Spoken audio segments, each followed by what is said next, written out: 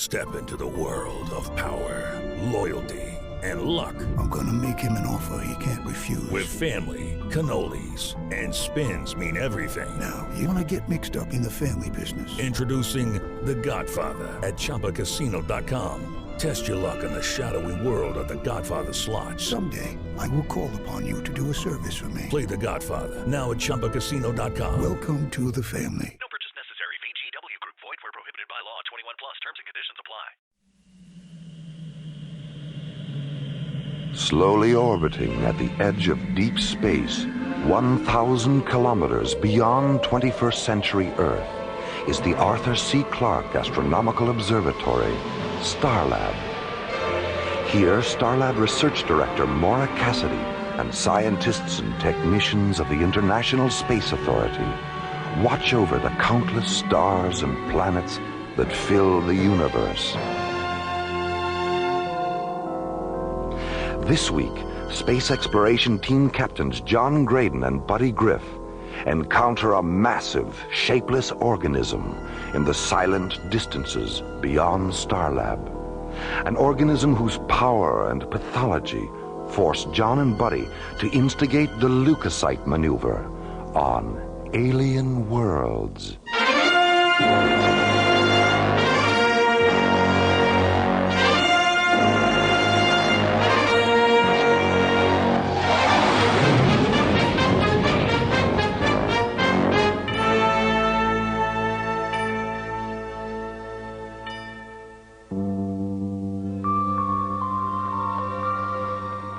Starlab's Jodrell Mackenzie radio telescope has detected an unidentified energy mass slowly moving to the constellation of Cygnus, the Northern Cross.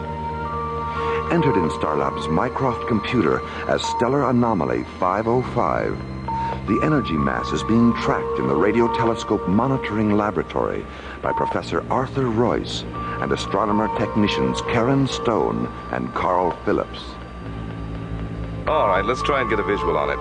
Karen, cross-link the 350 optical telescope and calibrate for maximum vector scan. What about polarization? We'll let that go for the time being. Okay. Carl, switch on screens 4 and 5 and interface the azimuth grid for Cygnus. Full resolution on both screens? Just on 5. There it is. Horizontal travel along submeridian 201. Beautiful, isn't it? Like a tiny star in silver mist. You think everything out there is beautiful? Yeah. Yeah, I do. Interface the DRS, Carl. Let's get a radial velocity on this thing. This can't be right. What's the problem, Carl?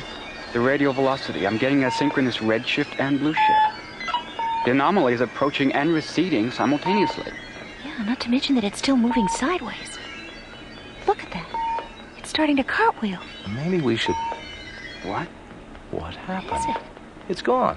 Royce, look at this. I'm still picking up its radial velocity. Light wave readings when there's no light? What's going on here? It's on the screens again. Submeridian 068. What? How long was it off? The retro timer says 9 seconds. It just traveled 2 light years in 9 seconds.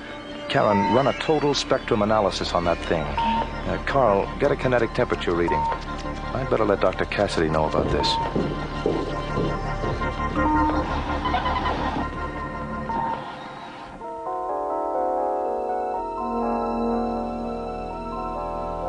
After a 20-minute conference with Professor Royce, Dr. Maura Cassidy decides to have the anomaly investigated at close range by space exploration team captains John Graden and Buddy Griff. Half an hour later, John and Buddy enter docking bay 16, where they board the SET interceptor Solaris and stand by for launch clearance. Oh, sorry about that, John. I must have got something in my nose when we walked through the maintenance section. You sure you're not coming down with a cold? No, I think it's the primer they were using on that shuttle. Every time I get within 10 feet of spray painting, my nostrils backfire. Well, keep them open. You know the rule. If you're not 100% sensory and paranasal, you're grounded. If you get too stuffed up, we'll have to cancel the mission. Cancel the mission? Oh, boy! That's what I like about you, buddy. Your willingness to face the unknown without batting a nose. I'll do the funny stuff, Skip. Starlab Control to Solaris. Solaris, go ahead, Jerry. I've got an update on that energy mass from radio telescope monitoring. Ah, good. What's the story?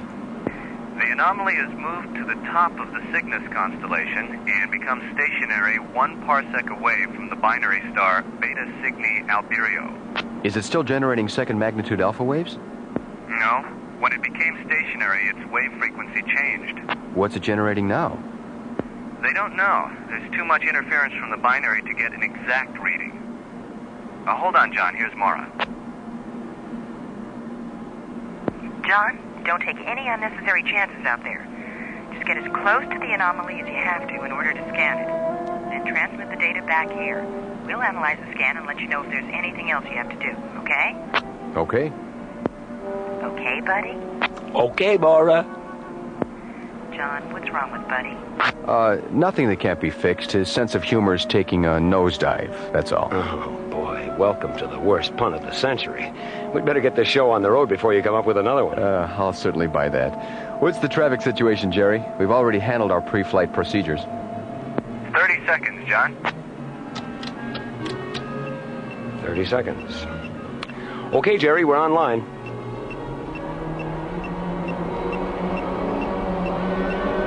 Launch vector 09er Alpha, John. I'm opening the bay doors now.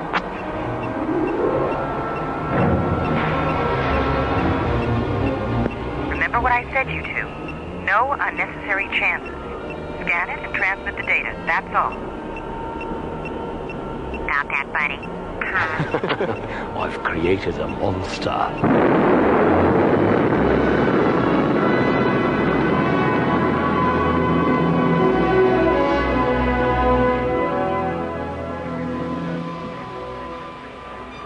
Starlab Control to ISA Transport 119er. ISA 119er. Go ahead, Jerry. I have your revised docking orbit insertion coordinates, Rachel. Are you ready to program? Roger.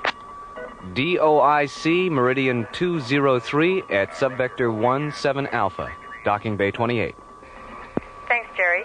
ISA 119er out. Starlab clear on ITS frequency 19.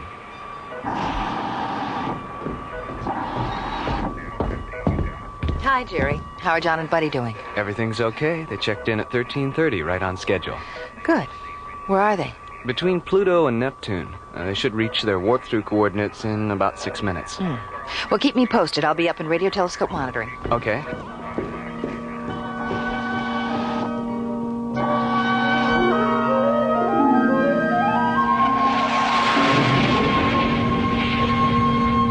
Okay, buddy, let's start the switch over to hyperdrive. Initiate sidereal surge buffer overlap.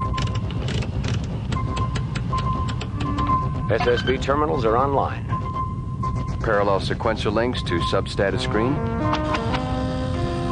PSLs are in phase. Primary and secondary parsec refractors to parallax subroutine 1. Refractors are in the grid and stable at 303. Charge the warp generator and synchronize for a -10 interface.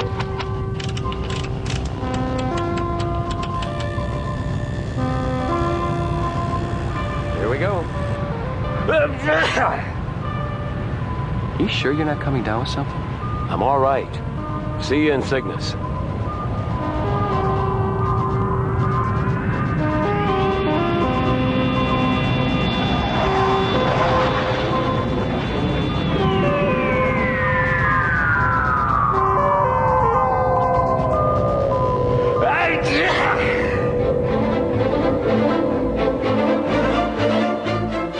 Alien Worlds will continue.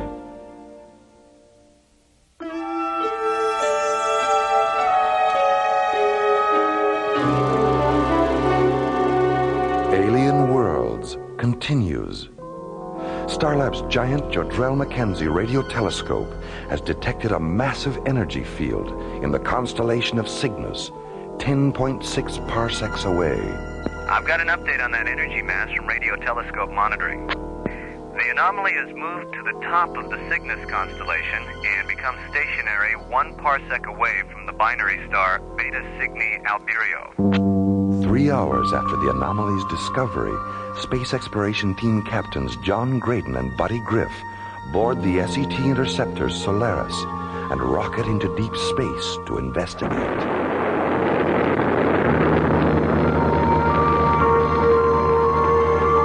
Six hours later, the Solaris warps through the time-space continuum and arrives in the constellation of Cygnus, near the anomaly's last known location. I don't get it, Skipper.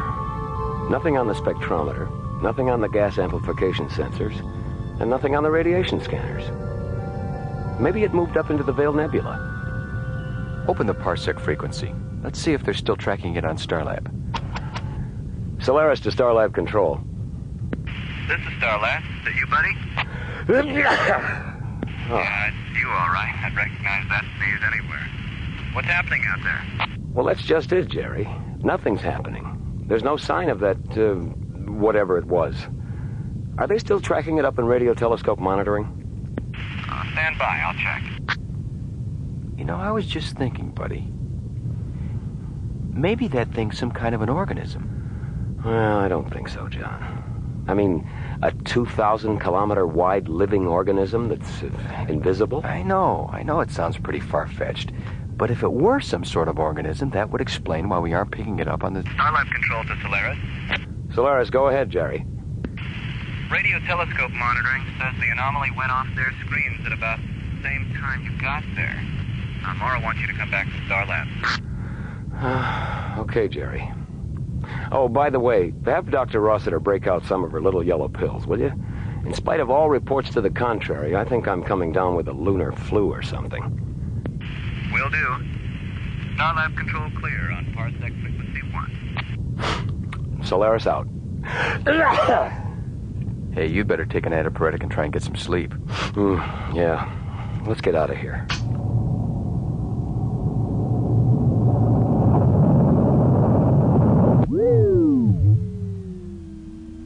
What's wrong, Skipper? I don't know. Give me a status read on the ignition generator. The computer says it's okay. Try it again. Thruster malfunction. Shut down the system, buddy. Let's have a status readout on the thrusters. Physical obstruction. Something's blocking the nozzles. It's got us. Something's got us. Hull integrity subcritical. It's crushing us.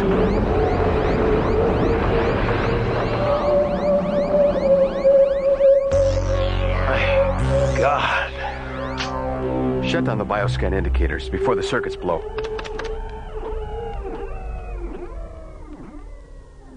Don't be afraid. John, did you hear that? Or am I in shock? No, you're all right. I heard it too. What are you? Where are you?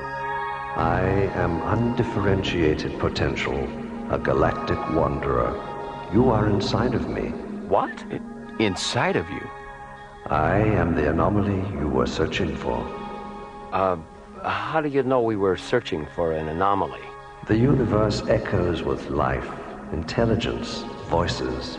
Yours, others, I sense it all. Our bioscanners. You're not an energy field anymore, are you? No. I am now a leukocyte, a white blood cell, a corpuscle, identical in many respects to those in your own bodies. Why a leukocyte? Why not an enzyme, or hemoglobin, or an amino acid molecule? I mean, is a white blood cell hipper than a red one? Hipper? And smarter. More fun to be around. You're very amusing, buddy. Well, what do you know about that?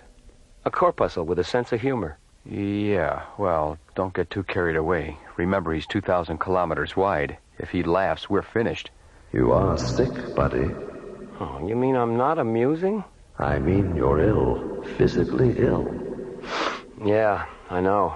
And because you are, the leukocytes in your immune system have energized to resist the illness. I sensed this when your vehicle penetrated my other form. And because I have great compassion for suffering, I effected a sympathetic metamorphosis. You're communicating with us through our immune systems, aren't you? Yes. But I'm the one who's sick. Why is John able to hear you? Does that answer your question? Yeah. Sorry, Skipper. Oh, that's okay. There's nothing like a cold in the heat of an emergency. Emergency? Look at the life support annunciators, buddy. Uh-oh. What's wrong? Well, the shaking we took when you materialized around the ship damaged the primary oxygen flow matrix.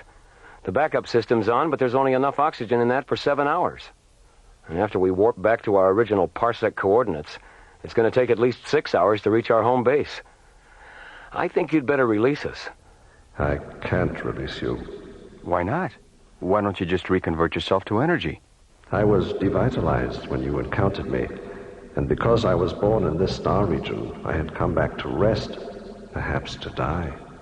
What's the problem? Maybe we can help. The leukocyte transformation process has depleted certain light wave frequencies necessary for my reconversion to energy. Well, then why did you transform yourself in the first place? I've never encountered beings like yourselves. I wanted to know you. Are you angry with me? No, I guess not. You may lose your lives because of me. Well, getting mad about it isn't going to help. Do you share Buddy's feelings, John? Yes, I do. What remarkable creatures you are. Open the parsec channel, buddy. We'd better let them know it's Starlab. Yeah. Solaris to Starlab control. Starlab, go ahead, John. Patch this transmission through tomorrow, Jerry. Roger. Stand by.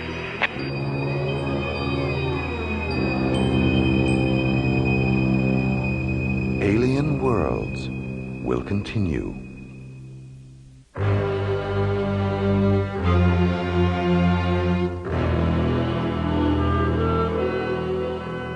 Alien Worlds continues.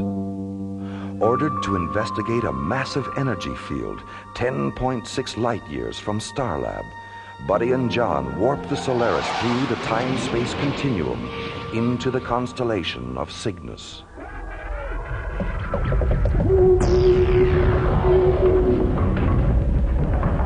Suddenly, the energy field transforms itself into an enormous intelligent organism, a 2,000-kilometer-wide leukocyte that envelops the Solaris and damages its primary oxygen flow matrix. Meanwhile, on Starlab... That's right, Commissioner. The Solaris is impacted right in the middle of it.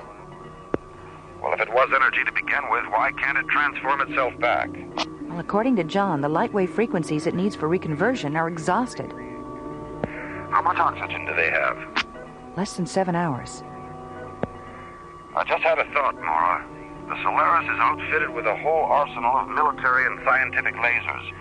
Maybe they could use them to restore the light wave frequencies the organism needs to reconvert. You must have read their minds, Commissioner. That's exactly what they're going to try.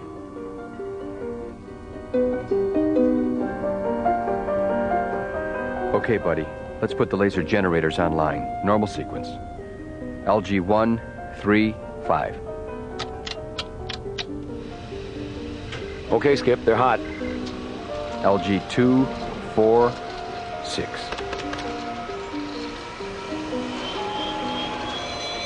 Malfunction on number 6. Shut it down.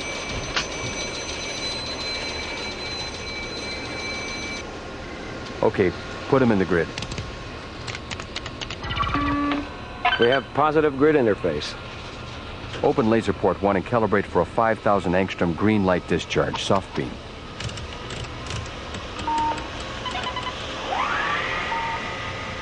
I'm sorry, I can't be more specific concerning the color or intensity of the light. Well, that's all right. We'll figure that out by trial and error. The only thing I'm worried about is if our lasers have enough saturation potential. Well, fire number 1, buddy. I feel it, but it's not having any effect. Well, maybe green isn't your color. Can we show you something nice in red? Why not? Open laser port number 2, buddy, and calibrate for a 6,000 angstrom red light discharge. Right. Fire. I'm sorry, but red isn't my color either.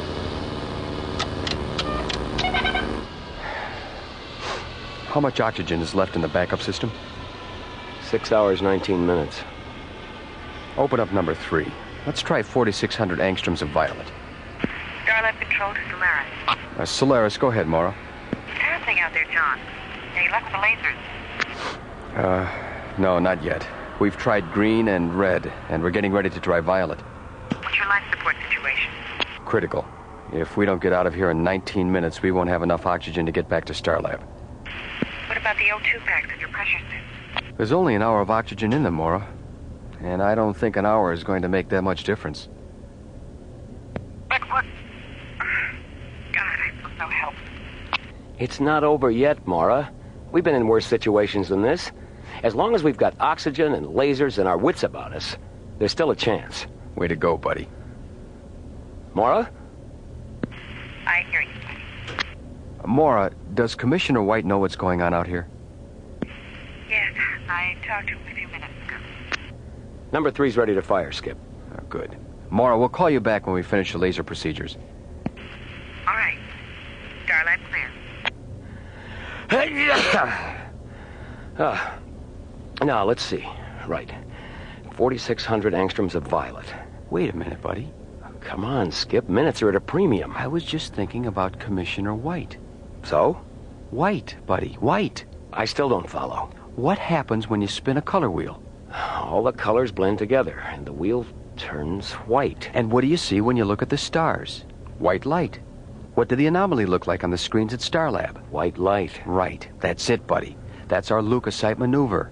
If we run all the lasers through a spectrum filter, we'll get pure white light. And if we interface all the laser generators, we'll have 5 times the discharge and saturation power. Yeah. Okay. Cross-link all laser generators and open the rest of the laser ports. All right.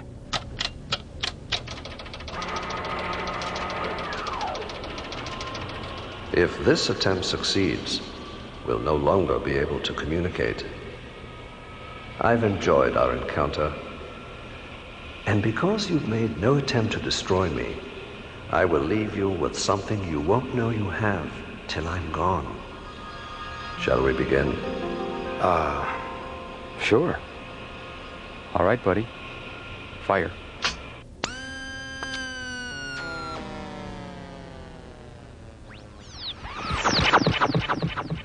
I am the firstborn of the universe. I am matter and antimatter, singularity and synchronicity, the force that holds a bird in the air, the sounds you hear when androids dream of men. I am all.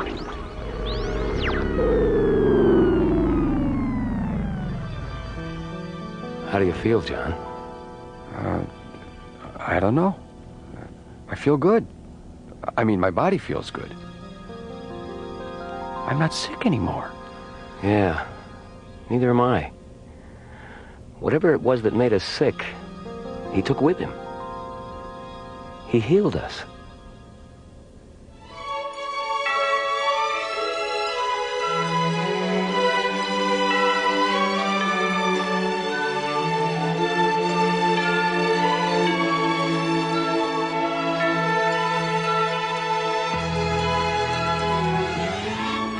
The Leukocyte Maneuver was based on a story by Anthony DeWitt and was written by Ron Thompson and starred Linda Gary, Chuck Olson, Bruce Philip Miller, Corey Burton, with special guest star Larry Moss.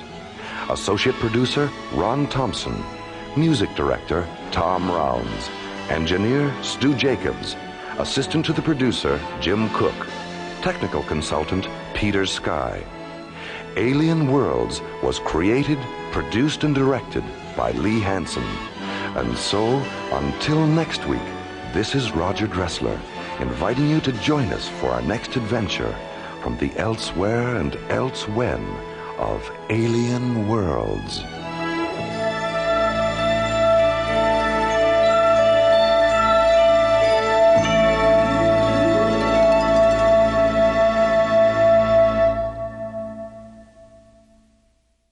Hey, Hey, it's Ryan Seacrest. Life comes at you fast, which is why it's important to find some time to relax. A little you time. Enter Chumba Casino. With no download required, you can jump on anytime, anywhere for the chance to redeem some serious prizes. So treat yourself with Chumba Casino and play over 100 online casino-style games, all for free. Go to ChumbaCasino.com to collect your free welcome bonus. Sponsored by Chumba Casino. No purchase necessary. VGW Group. Void where prohibited by law. 21 plus. Terms and conditions apply.